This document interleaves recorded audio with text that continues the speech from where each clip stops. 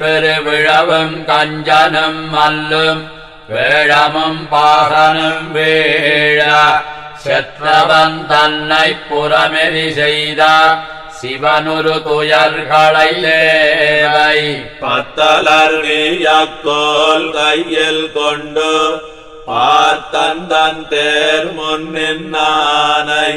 சித்தவை பணியால் முடிதுறந்தானை